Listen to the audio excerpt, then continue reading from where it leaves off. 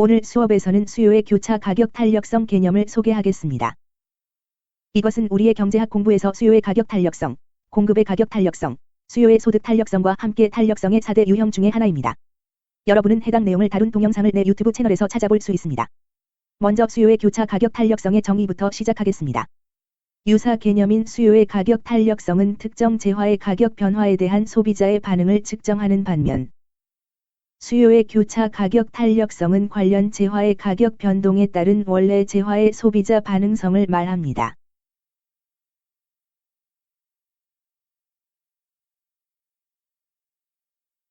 여러분은 교과 과정에서 재화는 두 가지 면에서 경제적 상관관계가 있다고 배웠습니다. 소비자의 관점에서 재화는 상호 대체될 수 있고 서로 보완적일 수 있습니다. 수요의 교차 가격 탄력성이란 척도는 원래 재화의 대체재 가격 변동이나 원래 재화의 보완재 가격 변동에 따른 원래 재화 소비자의 반응성입니다. 수요의 교차 가격 탄력성 공식은 앞서 공부한 다른 유형의 탄력성과 매우 유사하게 보일 겁니다. 이것은 단순히 원래 재화의 수요량 변화율을, 저는 이걸 재화 A라고 부르겠습니다. 재화 B의 가격 변화율로 나누면 됩니다. 여기서 재화 A와 B는 상호 대체재이거나 보완재라고 가정합니다. 여기서 예를 들어보겠습니다. 유의하세요. 오른쪽 그래프에 내가 제시한 것은 스위스의 주간 신차 수요와 스위스 주간 대중교통 이용객 수요입니다. 현재 자동차 시세로는 매주 신차 수요가 1000대이며 매주 100만 회의 대중교통 이용객 수요가 있습니다. 분명히 이들 재화는 상호 대체재 관계입니다.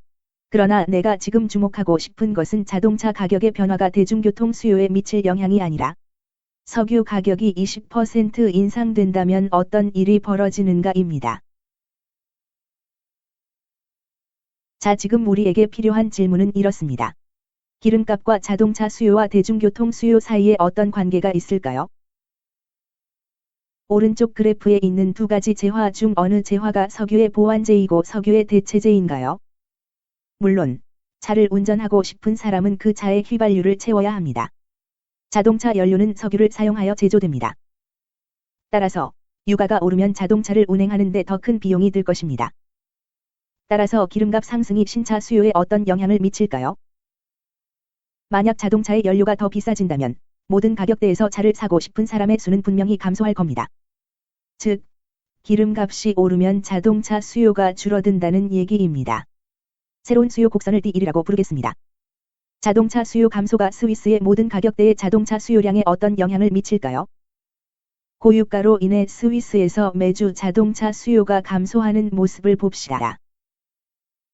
스위스에서 자동차 신규 수요량이 주당 700대라고 가정합시다. 이제 우리는 석유와 석유의 보완재인 자동차 사이 수요 교차 가격 탄력성을 계산할 수 있습니다. 자동차를 운행하려면 석유에 의존해야 합니다. 자, 이제 계산해 봅시다. 우리는 자동차와 석유에 대한 수요의 교차 가격 탄력성을 살펴봅니다. 우리가 해야 할 일은 우선 자동차 공급량의 백분율 변화를 계산하는 겁니다. 우리는 신규 공급량 700대에서 원래의 공급량 1000을 뺀 다음 그 차액을 원래의 공급량 1000대로 나눕니다.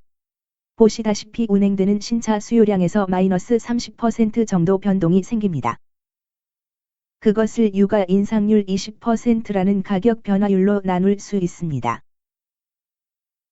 이제 우리는 자동차라고 하는 재화 A의 수요량 변화율이 분자에 있고 분모에는 석유라는 하는 재화 B의 유가 변화율을 얻었습니다. 이렇게 해서 마이너스 1.5라는 수요의 교차 가격 탄력성을 구했습니다. 여기서 음의 부호는 매우 중요합니다. 음의 부호는 석유 가격과 자동차 수요의 관계가 역의 상관관계라는 것을 말해줍니다. 이들 재화가 서로 보완재이기 때문입니다. 따라서 수요의 교차 가격 탄력성 값에 대한 우리의 해석을 아래에서 풀어보자면, 두 재화가 상호 보완재일 때마다 수요의 교차 가격 탄력성 계수는 항상 음수라는 것을 알 수 있습니다. 원래 재화의 가격이 상승할 때 상대 재화에 대한 수요가 감소한다면 이 두 재화는 의미상 상호 보완재입니다. 따라서 수요의 교차 가격 탄력성 계수는 이번 자동차와 석유 사례와 마찬가지로 항상 음의 수입니다. 하지만 1.5의 값이 여러분에게 무엇을 말해주나요? 이전 수업에서 배웠듯이 탄력성 계수의 절대값을 해석할 때 탄력성 값이 0에서 1 사이면 수요가 비탄력적이고 1보다 크면 수요가 탄력적입니다. 자명하게 자동차 수요는 석유와 관련해 교차 가격 탄력적입니다. 다시 말해 일정한 유가 변동에 따라 자동차 수요의 변화율 증폭으로 이어집니다. 자, 이제 다음 대중교통 사례를 살펴보겠습니다. 석유와 대중교통은 서로 어떤 관계인가요? 글쎄요, 승객 여러분은 대중교통을 이용하기 위해 버스나 기차 연료를 구매할 필요가 없습니다. 여러분이 버스나 기차용 연료를 살 필요가 없으니까요. 따라서 유가가 오르면서 대중교통 수요가 늘어날 것으로 예상할 수 있습니다. 왜냐하면 사람들은 연료를 사야 하는 자가용을 운전하기보다는 대중교통을 이용하기 때문입니다. 유가 인상은 내가 여기 D1로 제시하는 것처럼 대중교통 수요 증가를 야기할 수밖에 없습니다. 석유 가격이 20% 오른 후 스위스에서 매주 대중교통 이용 건수가 100만에서 110만 건으로 증가한다고 가정합니다. 이제 우리는 대중교통과 석유 사이 수요의 교차 탄력성을 계산하는 데 필요한 정보를 확보했습니다. 첫째, 대중교통 이용 건수의 변화율을 계산해 봅시다. 신규 이용 건수 110만에서 원래의 이용 건수 100만을 감산하고 그걸 원래의 이용 건수 100만으로 나눕니다. 계산하면 대중교통 이용 건수가 10% 증가하는데 이는 유가의 20% 인상 결과입니다. 이렇게 해서 0.5라는 수요의 교차 가격 탄력성을 구했습니다. 우리는 어떻게 0.5라는 수요의 교차 가격 탄력성을 해석할 수 있을까요? 석유와 대중교통은 간접적으로 상호 대체제 관계입니다.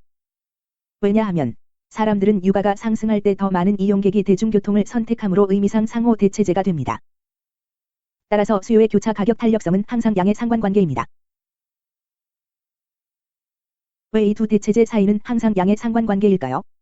왜냐하면 자명하게 원래 재화 가격과 그것의 대체제 수요 사이에 정비례 관계가 있기 때문입니다. 유가가 상승함에 따라 사람들은 승용차 운행을 줄이고 대중교통 이용을 늘리는 선택을 하기 때문입니다. 따라서 이 수요의 교차 가격 탄력성은 이러한 정비례 관계를 반영하여 항상 양의 수가 됩니다. 수요의 교차 가격 탄력성 값을 추가로 해석하자면 탄력성 계수가 1보다 작을 때마다 비탄력적인 수요로 간주한다는 점을 상기해야 합니다. 1보다 클 경우는 언제나 수요는 탄력적인 것으로 간주합니다. 수요의 교차 가격 탄력성도 마찬가지입니다. 수요의 교차 가격 탄력성 값이 1보다 작다는 것은 원래 재화의 소비자가 관련 재화의 가격 변동에 상대적으로 반응하지 않는다는 것을 의미합니다. 그러나 수요의 교차 가격 탄력성 값이 1보다 크면 원래 재화의 소비자가 관련 재화의 가격 변동에 상대적으로 반응한다는 의미입니다. 이는 우리가 수요의 가격 탄력성과 공급의 가격 탄력성, 수요의 소득 탄력성에 대해서도 적용된 동일한 해석입니다. 이로써 오늘 수업의 마지막 부분에 도달하게 됩니다. 수요의 교차 가격 탄력성을 결정하는 요인은 무엇입니까? 왜 원래의 두 재화에 대한 수요의 교차 가격 탄력성이 다른 두 재화에 대한 것보다 더 크거나 작습니까?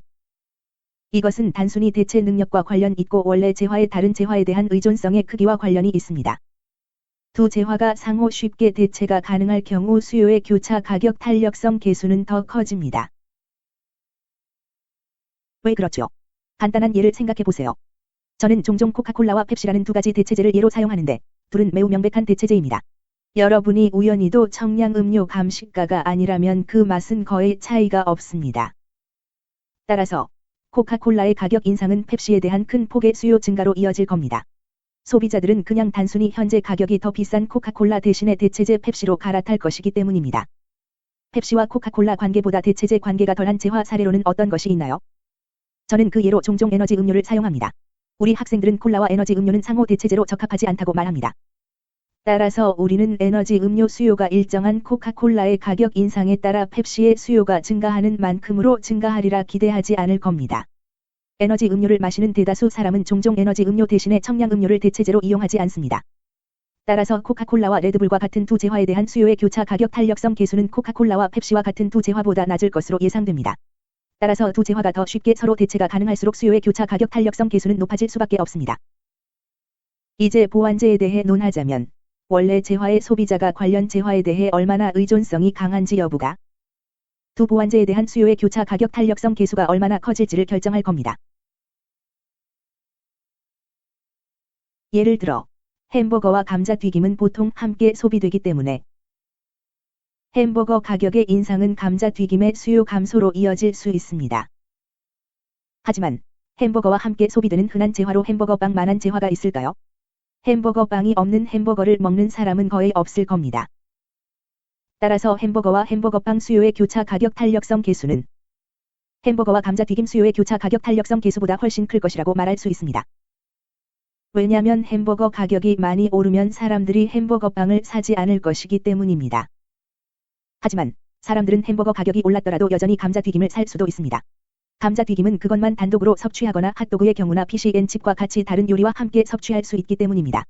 요약하자면 원래 재화가 그것의 보완제에 더 의존적일수록 그 두 재화 사이 수요의 교차 가격 탄력성 계수는 더 커질 수밖에 없습니다. 그리고 두 재화의 상호 대체 가능성이 더 높을수록 두 대체제에 대한 수요의 교차 가격 탄력성 계수는 더 커질 수밖에 없습니다. 요약하자면 수요의 교차 가격 탄력성은 다른 유형의 탄력성과 기본적으로 동일한 공식을 사용하여 계산된다는 것을 알 수 있습니다. 수요의 가격 탄력성과 교차 가격 탄력성 사이 유일한 차이점은 우리가 특정 개별 재화가 아닌 두 개의 관련 재화에 주목한다는 겁니다. 우리는 석유를 예로 들어 유가 상승이 어떻게 자동차 수요의 감소와 대중교통 수요의 증가 원인이 될 수 있는지 살펴보았습니다. 특히 유가 변동 이후 대중교통 및 자동차 수요의 변화율 폭이 자동차와 석유에 대한 수요의 교차 가격 탄력성과 대중교통과 석유에 대한 수요의 교차 가격 탄력성을 결정합니다. 재화 가격과 수요량 사이의 역관계로 인해 항상 음의 값인 수요의 가격 탄력성과는 달리 수요의 교차 가격 탄력성은 보완제의 경우 음의 수이거나 대체제의 경우 양의 수일 수 있습니다. 그리고 수요의 교차 가격 탄력성 계수의 절대값이 얼마나 클지는 두 재화 사이 얼마나 밀접하게 상호 대체 가능할지 또는 얼마나 상호 의존적인지 여부에 달려 있습니다.